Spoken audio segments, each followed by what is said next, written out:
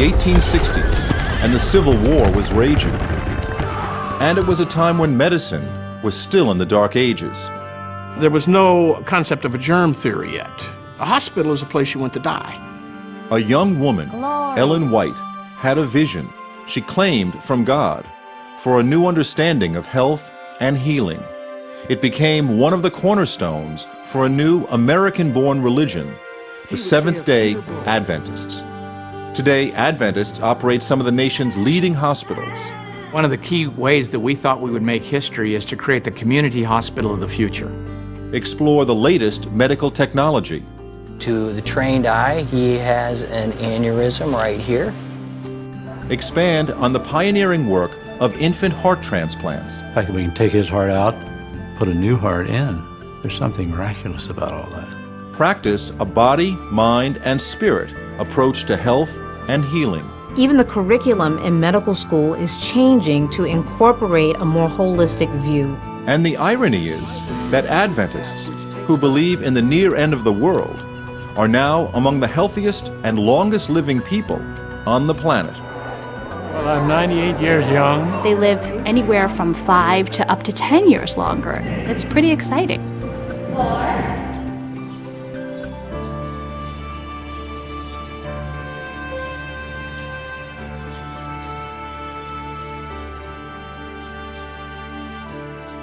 About 1 hour east of Los Angeles is Loma Linda, California.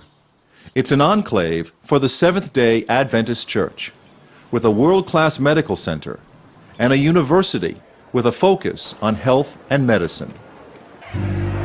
Loma Linda came to world attention in 1984 when Dr. Leonard Bailey transplanted the heart of a baboon to save the life of a dying child, a child that became known as Baby Faye. At the time, the operation was highly controversial. Len faced some real opposition from our own campus. I mean, some people who weren't sure that we wanted to be this exposed, that we weren't sure this was the right way to go. And I credit for Len for keeping clear in the vision of where he was going. I do believe that the scars that Len got during this time have made him the gentleman that he is. Today, Dr. Bailey and Loma Linda surgeons perform as many as 24 infant heart transplants a year. But Loma Linda and the wider Adventist community are making headlines again. There are about 1 million Adventists in the United States, and as many as 100,000 of them have been the subject of a number of long-term studies, supported mostly with federal funds, to understand why Adventists seem to enjoy a longer life expectancy. Established that only about 10% of how long we live is dictated by our genes. The other 90% or so is dictated by our lifestyle.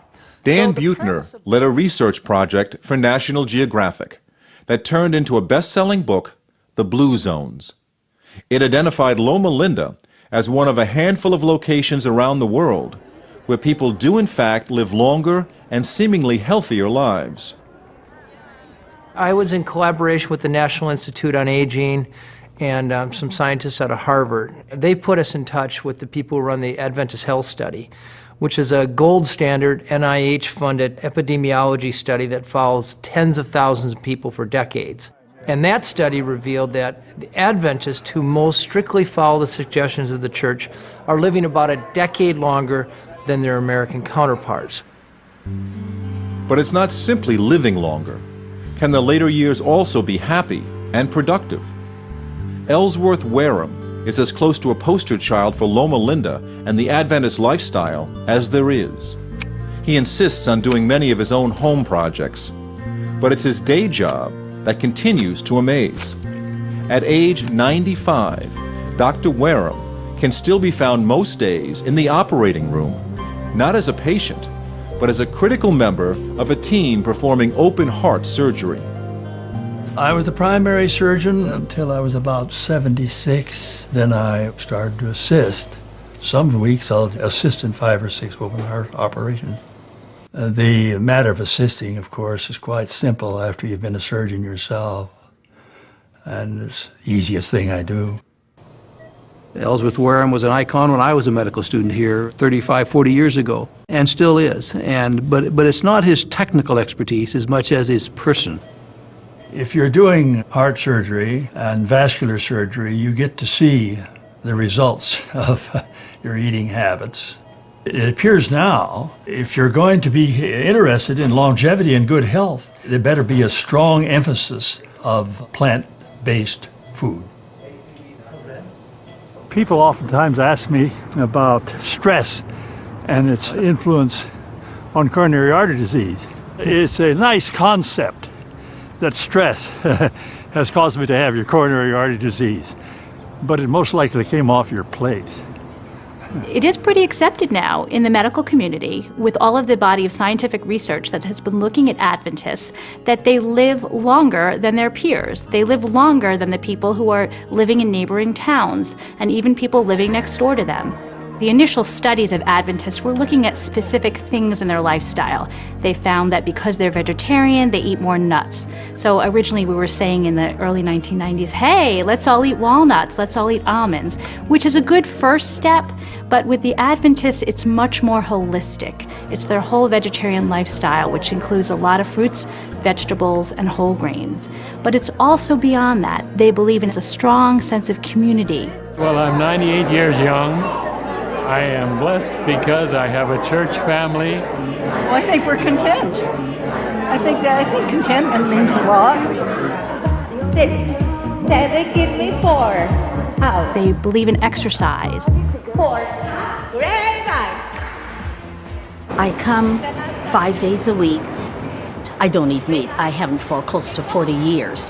I am over 70, so well over 70, so that's as close as you're going to get.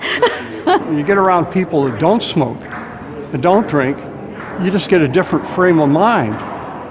We have a number of people who come for proton treatments, and they come, while they're here, the 3 months or however, they come regularly, many of them. Proton treatments for people mostly suffering some form of cancer who come to Loma Linda.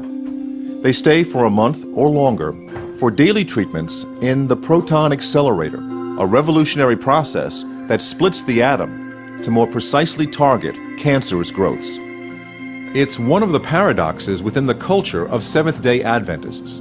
For on one end of the campus is the church, for a religion founded by a 19th century woman, Ellen White, a religion that by its own description is rather conservative, with a traditional biblical understanding of creation, and a firm belief in Advent, meaning coming, and in this case, the imminent second coming of Christ.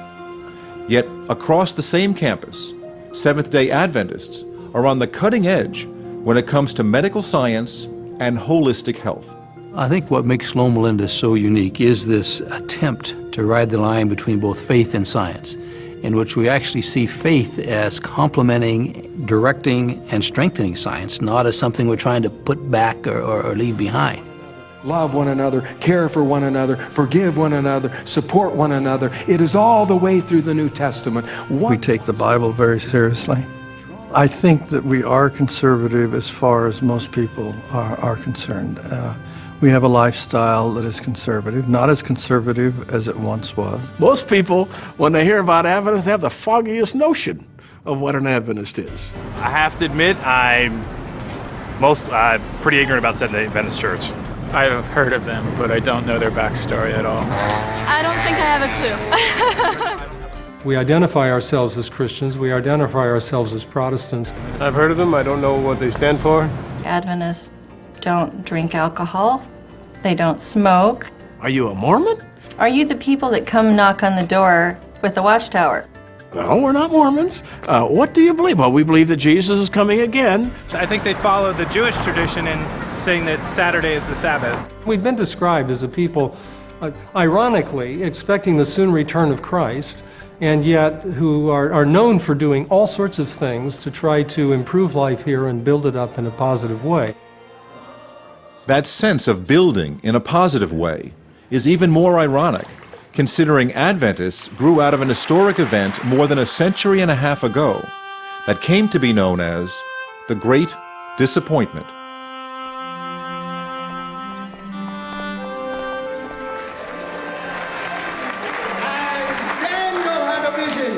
a vision from God, and he said, I was frightened and fell upon my face. But he said unto me, understand, O Son of Man, your wisdom belongs to the end of time. In the mid-19th century, a Baptist preacher, William Miller, traveled the country preaching that the second coming of Christ was close at hand. Tens of thousands believed he was right. The pivotal text that William Miller centered his apocalyptic lectures on was Daniel 8:14. Unto 2,300 days, and then shall the sanctuary be cleansed. Cleansed! And he thought the sanctuary was the earth, and it would be cleansed by the fires of the second coming.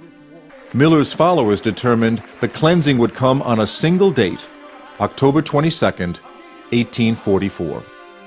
One of those who came to hear Miller speak was a young woman, Ellen White. And at that time, Ellen White, my great-grandmother, and the whole family went to hear him. They were all impressed.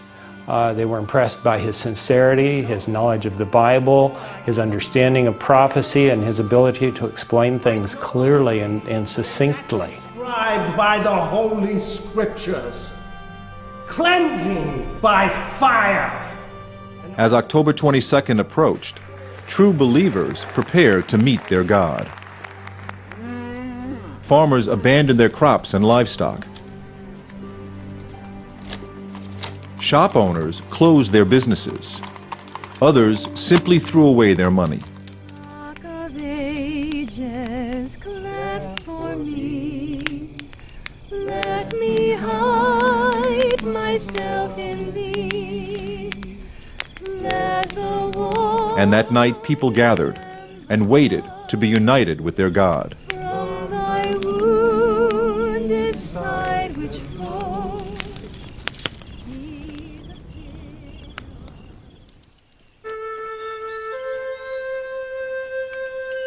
But the next morning, Ellen White and the others awoke to a world unchanged.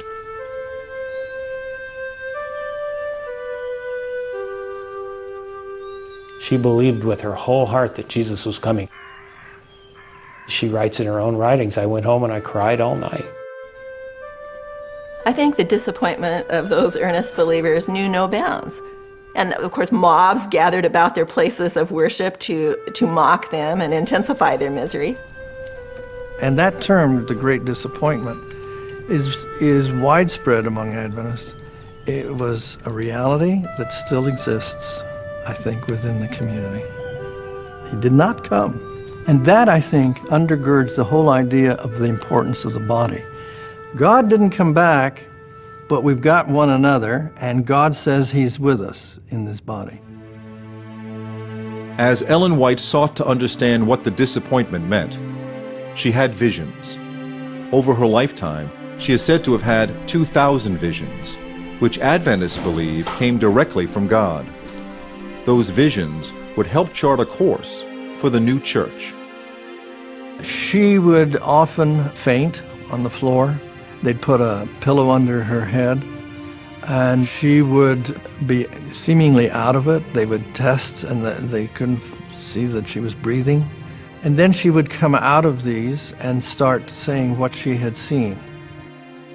In 1863, she had what is known in my circles as the comprehensive health vision that outlined a deeper commitment and to bodily health and an understanding of the close relationship between bodily health and spiritual wholeness. This vision on health was actually quite encompassing. It talked about a plant-based diet, it talked about the need for sunshine, about the need for exercise, cleanliness, about the need of reducing sugar and increasing vegetables and fibers in the diet. But for those early Adventists, this was a major lifestyle change. And even for Ellen White, I mean, her favorite food was meat and white bread. The vision came at a time when the life expectancy was just over 40, and doctors could get a degree with little or no study. The condition of medicine was appalling. Basically, it was buyer beware. If you went to the doctor, the most common prescription you were given often contained things like drugging, bleeding, leeching, and even prescribing of smoking if you had a problem with coughing. In fact, the most common prescription was, when you begin coughing, smoke 2 cigarettes immediately. Medicine in the mid-19th century was based on adjusting the bodily fluids. Bleeding was if you got too much body heat, you just bleed off a pint of the stuff. If that didn't work, you try 2 pints. And then also, you could take medicines, often that can, in fact, generally contain both arsenic and mercury, and they would definitely flush out your system, fore and aft. No rich person in the 19th century went to a hospital. They had a physician come to them, because without germ theory, you died in a hospital. Despite the public's fear of health institutions, in 1866, 3 years after it formed, the new Adventist Church opened the Western Health Reform Center in Battle Creek, Michigan. It became an instant success because so few people were dying. Soon, a brilliant young surgeon, John Harvey Kellogg, whose medical education was sponsored by Ellen White, became director. Kellogg changed the name to the Battle Creek Sanitarium, and over the next half-century built an empire around the evolving Adventist approach to medicine and healthy living. Kellogg is the man who chose the word sanitarium because what he wanted is a place where people come to learn how to get healthy and to stay healthy. People were getting fresh air, sunlight, patients who were taking walks, and he understood the benefit of the natural healing effects that were available in the environment, coupled the best of science with the best of what we can get naturally, and really did something that revolutionized care in his day. Through the years, Kellogg's reputation as an eccentric personality was only enhanced by his passion for new ways to harness nature for diet and health. He experimented with heat treatments and hydrotherapies. Scores of celebrities came to Battle Creek, including President William Howard Taft, King Edward, inventor Thomas Edison, pilot Amelia Earhart. Kellogg's Sanitarium was now the largest health institution in the world. These rich people came because they wanted to feel better. It was very pragmatic.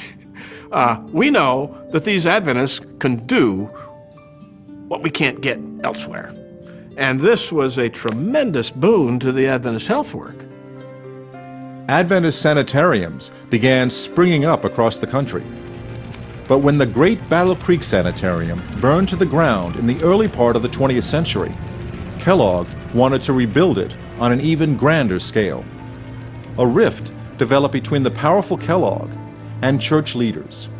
In the end, John Harvey Kellogg, who patented a process for making peanut butter, is credited with helping to inspire a national exercise movement, and who, with his brother, created a name synonymous with the breakfast food industry, broke from the church, but not before helping to put the Adventist approach to health and the creation of unique health facilities on the map. Florida Hospital admits 110,000 patients a year.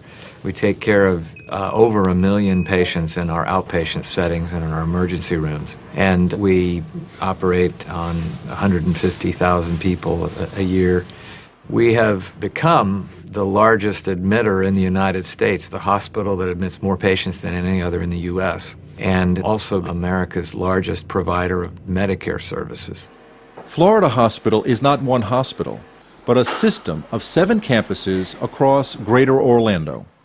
The newest project is a 400-bed wing that overlooks a lake to combine the healing power of nature with state-of-the-art medicine. It's called Ginsburg Tower, named for a key benefactor.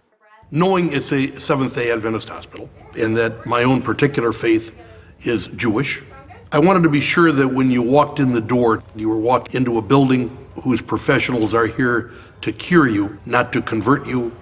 There are more cardiac procedures done in this hospital than any place in America. And I also assume someday I'll be having my own heart attack, and I want to be right here in this building. It's wonderful to have this hospital wing here. hope to gosh you never need it as a patient. Hospital in America face one major problem. Nobody wants to go there. So how can you change the health of America if you're the last place people want to go and the first place they want to leave? It's just not a good way to go at things. And so we tried to create a place where we could heal the whole person throughout their whole life, both in sickness and in health. The idea of a hospital as a place in sickness and in health was built into the original design of one of Florida Hospital's most unique facilities, Celebration Health. Opened in the late 1990s, it's the health center for the community also known as Celebration.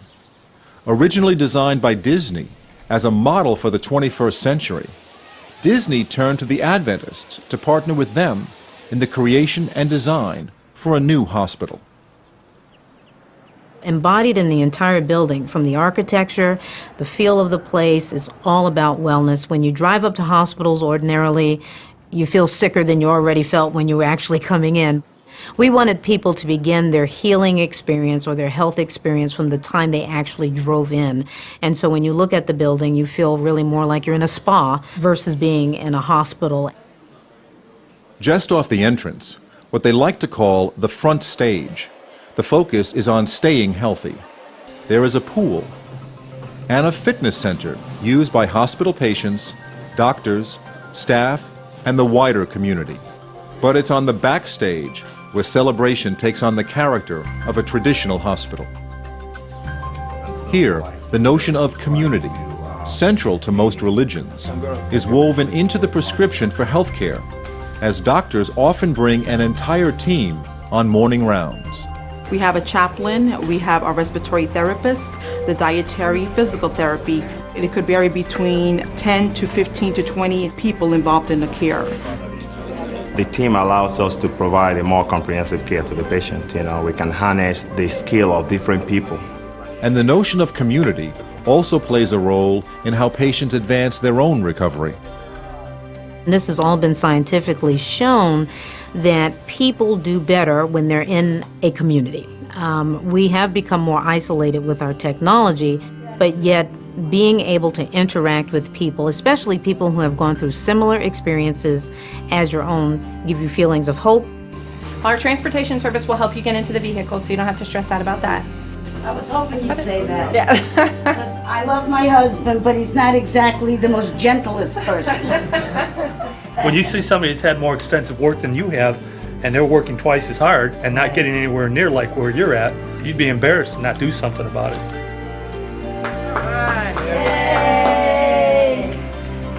Hail Mary, full of grace, the Lord is with thee. Blessed art thou among women, and blessed is the fruit of thy womb, Jesus. Doctors more and more starting to realize that there's a lot that they don't know about the human body. There's a lot that they don't know about healing. And I think that is where, spirituality comes into play. They know that if a patient feels connected to other people, that helps in their healing. But they don't understand, well, what is the actual mode of action? What's that doing to the immune system? And that makes them a little nervous. They want to always know exactly how everything works. Maybe it's okay just to know that what it does makes that person feel good, relieves their stress, and that's enough. Linda Lynch is a chaplain at Florida Hospital. In a system that believes in the connection between body, mind, and spirit, her domain is the spirit, primarily for women and infants. It means she works with many of the expectant mothers. I think one of my primary roles is to put them at ease, to come as a spokesperson for the hospital, and in my mind, more than a spokesperson for the hospital, a spokesperson for God. And so my presence, hopefully my manner, is just to lend to the beginning calm so that they can begin. Tonight, Yolanda Robinson is about to give birth to her third child.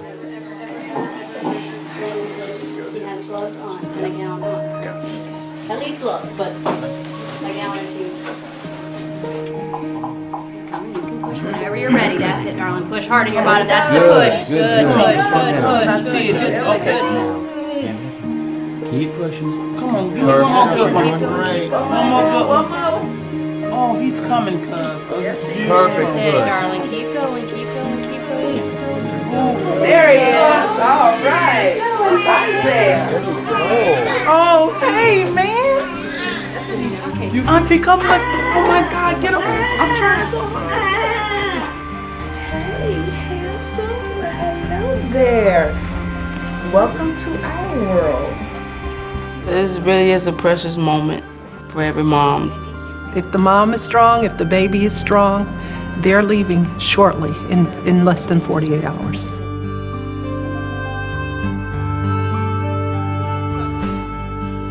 But some births are more complicated. Nikki Floyd broke her back in an accident while 40 weeks pregnant. The baby is taken by cesarean section and brought immediately to the neonatal intensive care unit.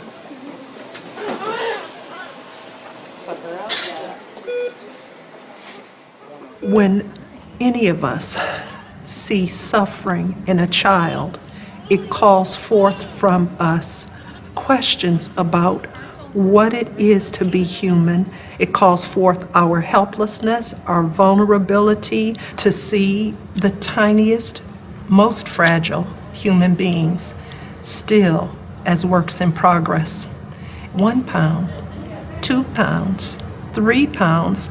Very rarely do we have a baby in there that's regulation size that weighs 6 pounds or more. Oh, little feisty Missy.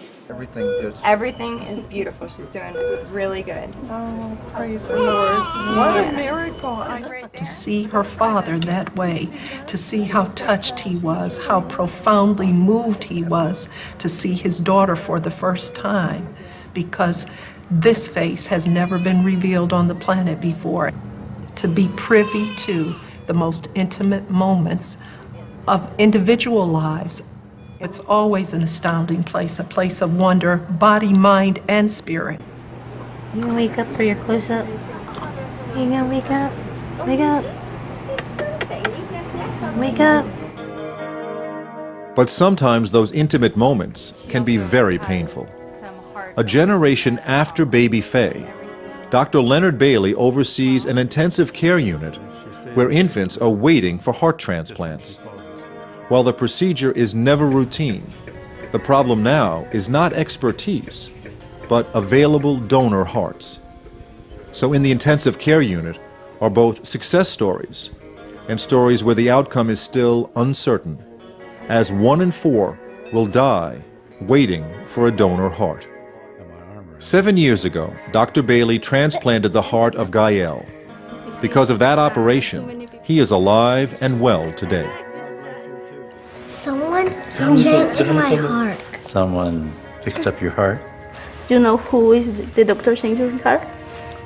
The Dr. Bailey, yeah. Today, in an extraordinary turn of events, Dr. Bailey and his team will operate on Gael's 5-month-old brother, David, who is now in desperate need of a new heart, a heart that has yet to be found. And this particular baby has kind of reached the end of his rope. David has begun to die by degrees now, and unless we can extend his waitless time a little bit, I'm afraid we're going to lose him. Too many people say that this happened to us before, it's more easy, but really, it's not more easy. Every day he fights for his life. He's a fighter. How do you hand your baby over and then turn around and walk away? This is the day that they may be saying goodbye to their baby. Early in the operation, they did almost lose baby David. He is right on the edge. When you saw your kid, your baby is fighting every day for his life, he tried to tell me, please don't stop. Please don't be sad because I am fighting. We never give up. We never give up.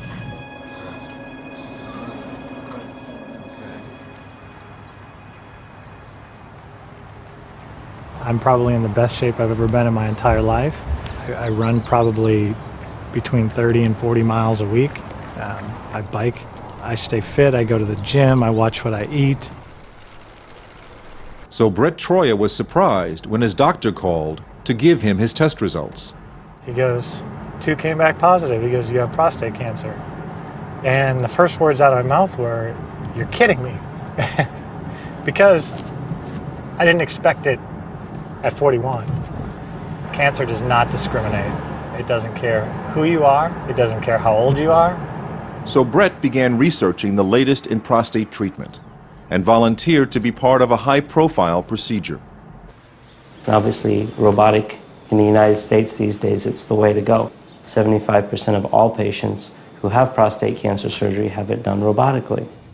Dr. Vipul Patel from Florida Hospital's Celebration is one of the world's leading robotic surgeons. Today, the procedure he will perform on Brett Troyer will be viewed by 500 physicians at a conference center in Orlando and by doctors in Italy and Korea. I'm outside the operating room. My console is now outside. The team is inside, the patient's there. We have all our doctors, all our nurses. I find it much more relaxing, much more efficient to actually be outside. The key is really having better vision and having more dexterity in confined spaces. That was the problem with open surgery. It was very difficult to see the prostate. It was a bloody field, and it was very difficult to save the nerves responsible for continence, sexual function, and cure the cancer. So that was the question. Are we going to be replaced by these robots? Maybe. Look what happened with the military. And today we have 9,000 robots on the battlefield. A robotic surgery unit is a several million-dollar commitment up front. We think very hard when it comes to a new technology. It has to have the possibility of changing healthcare forever to make it safer, simpler, and less expensive. And you're beginning to see the pubovesical or puboprostatic ligament come into view right there, just to the right of the midline. Here at Celebration, we train over 6,000 physicians a year in minimally invasive technique. When you have the experts here who love to teach and love to impart their knowledge, we lose nothing by sharing that. We've actually gained. And our job as surgeons is to continue to refine this technique. And I can tell you, 3,000 cases in, I'm still learning. And I think that's a brilliant, brilliant display of Vip. I think we should all give him a hand. Really a nicely done job. I think the next one is remote surgery. Like, I'm getting more and more remote, but I'm still connected directly. When it will really work is when I can connect, like, from here to maybe Africa or Korea, and they need someone needs a surgery and they want me to do it, and I would connect. If Dr. Patel can perform 5 surgeries a day, up to 20 a week, and he could possibly do it on a patient in California from Orlando, all right. I'm all for it. All right. As long as they have a backup computer when one doesn't crash. Morning. Good morning.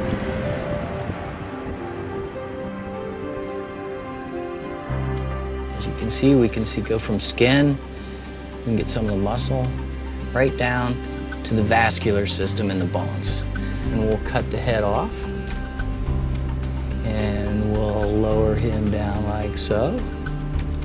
This area right here, we have an aneurysm, so we can click that on, make that our center point. We go ahead and hit cube view, and there's your aneurysm right here.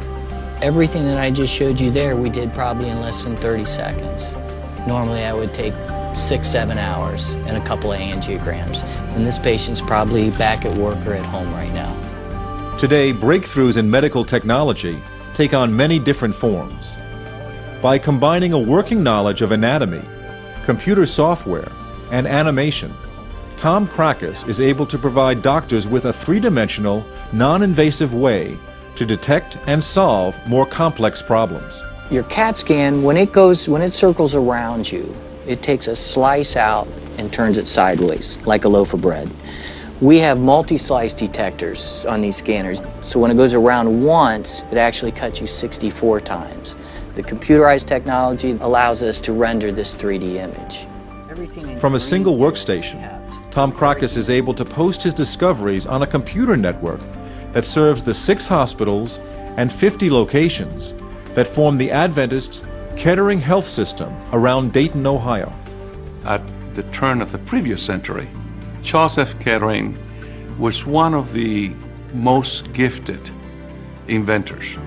He had more patents to his name than anyone else other than Thomas Edison. Innovation in technology is an integral part of what Charles F. Kettering was all about. He was always looking for answers to problems that technology could solve. This patient is about to benefit from advanced imaging. He has an aneurysm of the aorta that can be life-threatening. And if it suddenly ruptures, he's going to lose all of his blood into his belly in a matter of a few minutes. And more than half the time, he'll just die on the spot before he can get medical care. Well, the only way to treat this before we head to the angiography suite would be to just open him up and do a major surgery. That would have a large incision. It would take weeks, maybe months to recover from that. And if we can do this all through just a catheter, he could actually go home later today. That's pretty amazing. William, we're going to take a picture. I need you to not breathe. Hold very, very still. But before the procedure begins, Dr. Schwartz maps out his strategy with the use of 3D imagery. With the 3D modeling, it really helps us plan what to do with the patient, and a lot of times it can cut down on other procedures and unnecessary work. I have physicians that tell me when we do the 3Ds, they are excited because they can now be far more precise. And when you see them concentrating on that image, their foremost element of mind is you do no harm. Here's your diameter just beneath the renal. Save that. So what he's doing directly impacts the care of a patient and what decisions the physician's ultimately going to make about their care. We could be better than that. It's fun and you're helping people. It's great. The unfortunate thing about heart disease, and with the majority of patients I see, that this could be completely prevented with proper education and changes to lifestyle. When patients come in and I start talking to them about their lifestyle, at first when I go in and talk to them, the first thing I say to them is, I won't ask you to do anything I don't do myself. And they breathe a big sigh of relief, thinking, oh, that won't be so bad. And then I start telling them that I'm a vegetarian, and I run 6 miles at least 4 days a week. I don't smoke, I don't drink. For physicians, the technology and the rate of information is just so fast that it's almost impossible to keep up. And so if people ask me, do you want to choose someone who's very technically competent and very up-to-date, or someone who's compassionate, I say, I want both. Because if you're committed to the patient, you're going to read up on the latest technology and how you can provide that in a skilled way to the patient who needs that. You know, when you're a doctor, you touch people when they're hurting, and you have an audience that really needs hope and healing and good news, someone to care, someone to help them feel better. Anytime you touch a patient's life, it's sacred. Life is sacred. I think the work is sacred because the work takes as its fundamental premise this idea that every human being matters. Every human being is sacred, has rights to care, rights to compassion and generosity that human beings are capable of. Why do those rights exist? They exist because we believe that God regards every human being as having sacred value. On the other side of the Kettering campus is the church, where people gather for Saturday Sabbath worship. By embracing the seventh-day experience of the Sabbath, we exhibit our solidarity with the original testament of Scripture and with the heritage of the Hebrew people. So what happened was Adventists became convinced that the right day for Christians to keep was not Sunday, the first day of the week, but the seventh day of the week. Sabbath would be an affirmation of creation. God rested at the end of creation and that enjoyed and took delight in what He made. That means the world is good, it's valuable, it ought to be affirmed and cared for. God's plan of 24 hours of sacred time is absolutely necessary for the human to fully thrive. It is the common knowledge that we share that every week we will put things aside, differences, and come together.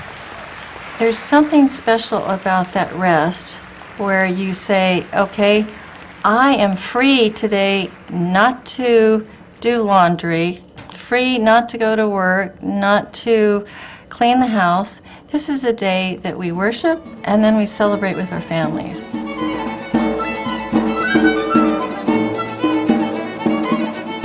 At this church and a growing number of congregations, a faith community nurse uses the day of gathering as an opportunity to provide health programs or simply take the pulse of their parishioners. In the past, churches used to be the place of healing. That's where people would come for healing. Deaconesses in the early churches were the people that did healing and were concerned about people with health issues. And as the years went by, somehow the church kind of lost that focus on healing. So one of the things that faith community nurses do is try to have the churches reclaim that ministry of healing. Deep in our history is the whole concept that our bodies are the temple of the Holy Spirit, and they belong to God, and we ought to care for them. Plato famously said that the body is the prison house of the soul. And that notion that somehow the soul is an ideal and the body is somehow a case in which the soul resides, and that the relationship is kind of an unhappy relationship because the body pulls you down, that has affected the Christian tradition. We take the body to be essentially good. We may do bad things with it, but in its essence it is good. It is a gift of God. It may be related to another aspect of Adventist belief, and that is the fact that human beings are essentially physical. That is to say, there is no part of us, like a soul or a spirit, that lives independently from the body.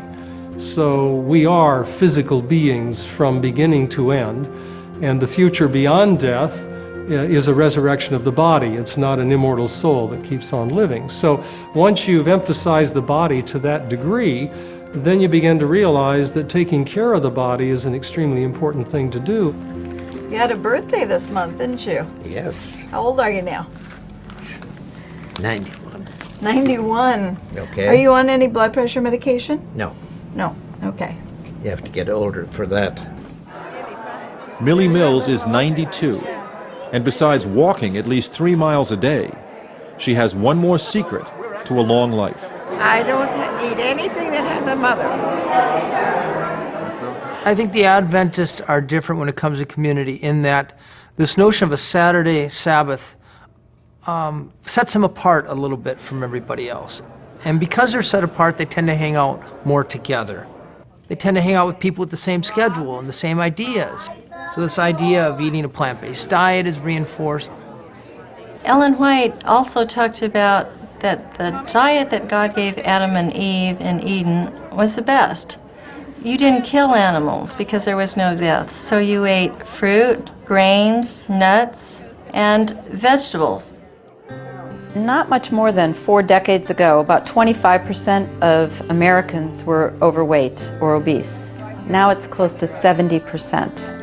And most of that increase has been in the last 20 years.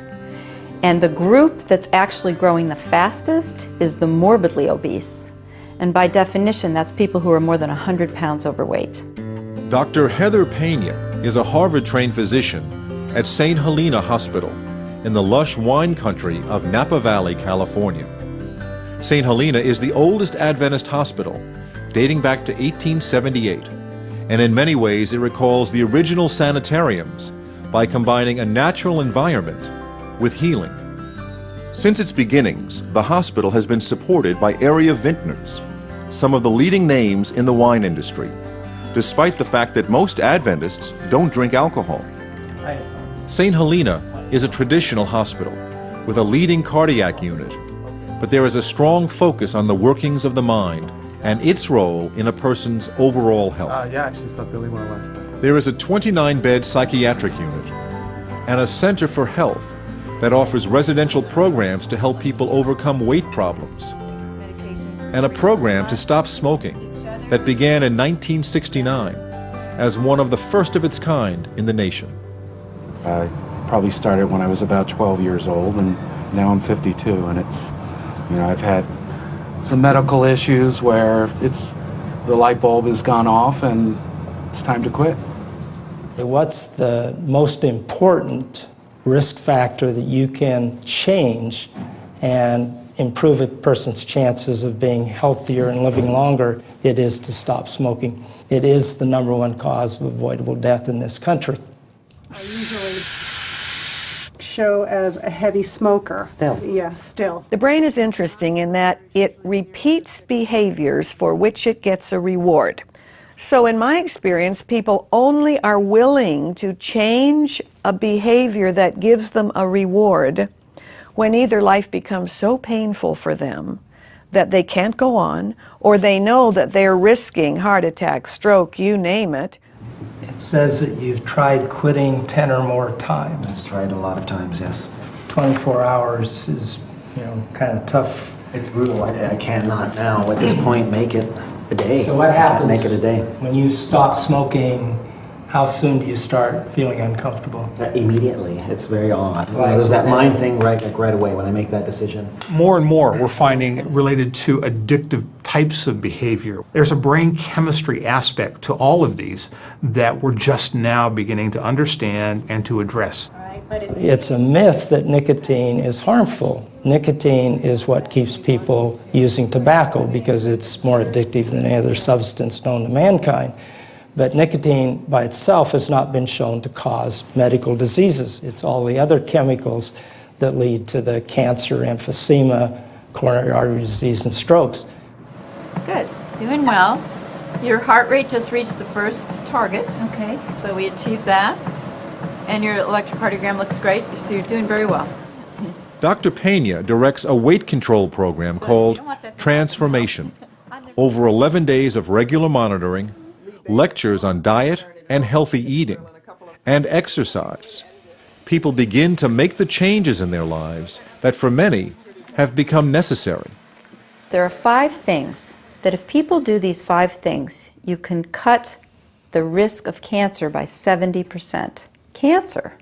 And those 5 things are to exercise regularly, maintain your ideal weight, eat more fruits and vegetables, eat less red meat, and to not smoke. Now, what percentage of Americans do all 5? 3%. We need to focus much more on helping people accomplish those 5 goals. Will make huge impact on the health in the United States. I gained 50 pounds and had high cholesterol, high blood pressure, pre-diabetic, and I just wanted to get cleaned up. Literally gotten yourself. We've analyzed now almost 400 people, and what we find is that the blood sugars drop about 12%, the blood cholesterol drops 15%, the triglycerides drop almost 30%. If you take the combination of how we've helped folks with many addictions, such as drugs, alcohol, smoking, even weight loss challenges, there's over 20,000 people that have come through our programs here. When we think about helping people with addictions, it's all about giving them courage. I feel good. Ba-da-da-da-da-da, like I knew that I would now. Ba-da-da-da-da-da. So good, so good, so right, so right. I got you. Boom, boom, boom, boom. Oh, I feel good. You better reach down to my guy. Here at St. Helena Hospital, we have an inpatient psychiatric unit, 21 beds. We also have 39 beds dedicated to our St. Helena Recovery Center for the treatment of alcohol problems and drug addictions.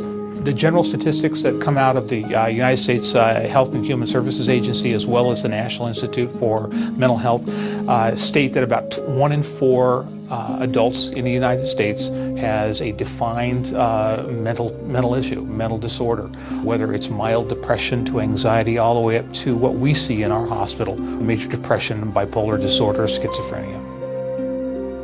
Mental health, I would classify it as a chronic disease with acute episodes. Very similar to diabetes.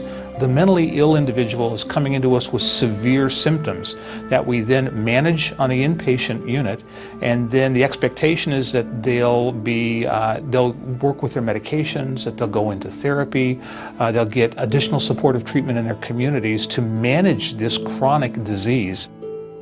There's still some feelings that there's a volitional aspect, there's a self-control aspect to mental illness.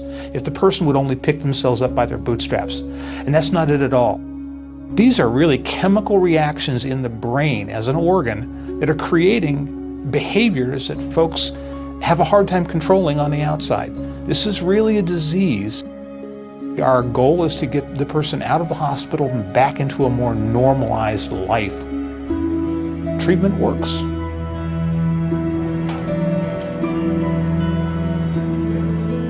Four months ago, Dr. Leonard Bailey performed an operation on baby David in the hope a donor heart could be found. Finally, the call came. It's a big day for David. Doesn't get any bigger. The infant donors come from either sudden infant death, or a lot of them do come from abuse, I'm sorry to say, in this country. And others come from innocent trauma. Every moment we're doing it, it's participating in a miracle in one way or another. Just the fact we can stop his heart and it'll start again. There's something miraculous about all that. Are you ready? Yes. Final here. The fact that we can take his heart out, put it in a bottle, and put a new heart in is yet another miracle.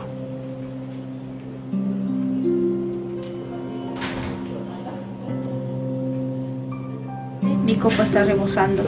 Ciertamente el bien y la misericordia me seguirán todos los días de mi vida, y en la casa de Jehová moraré por largos días.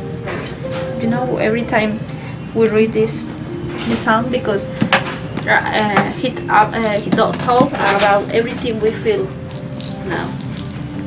But we just read and we just, take it the smell, my baby smell, my baby smell, but that's it we try to do here.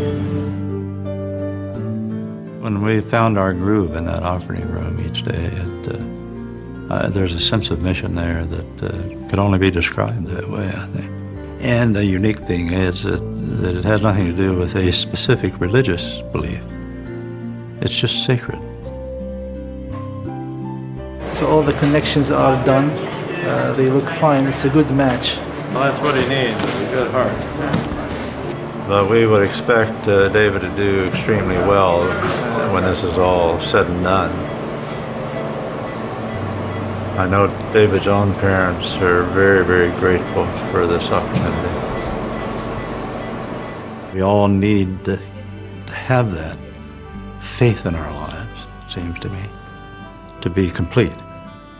But you have to take it somewhere. The nice thing about healthcare is it translates into people's lives. Thank you for your help. Good job. We feel so happy. We feel it's new chance, new opportunity, new life for everyone.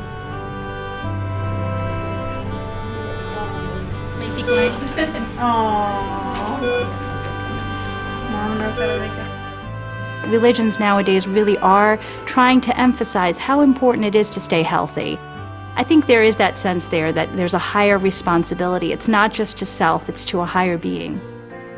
When you see the body as a gift from God, and you take the responsibility we have as human beings to involve responsibility for the body, it has very revolutionary impact on how I see my day when I wake up in the morning. America is learning how costly it is to live life with disease. It's very expensive, not very much fun, and it diminishes the potential that people have. I want to be able to skydive when I'm 80 with my husband. Following health rules is not about some legalistic thing that's in the Bible. It's because we will feel better. Our relationships will be better if we're healthy. Welcome home. David, let the party begin. Yo lo detengo.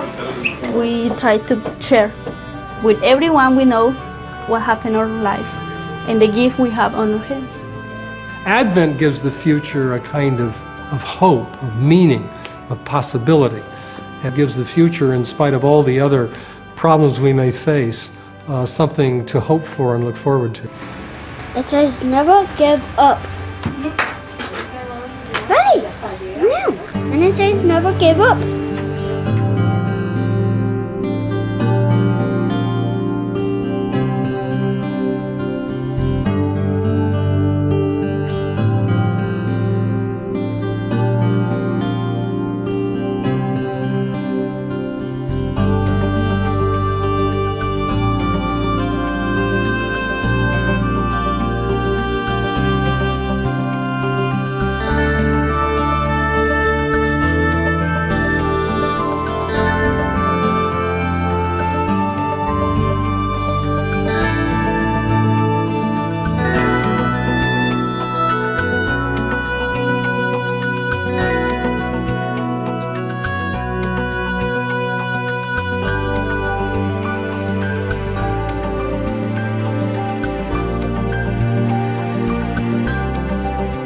For more information, visit theadventiststhefilm.com. This program was made possible by a grant from South Central Nursing Homes, VersaCare, with an emphasis on health, dignity, and the search for knowledge, and the following: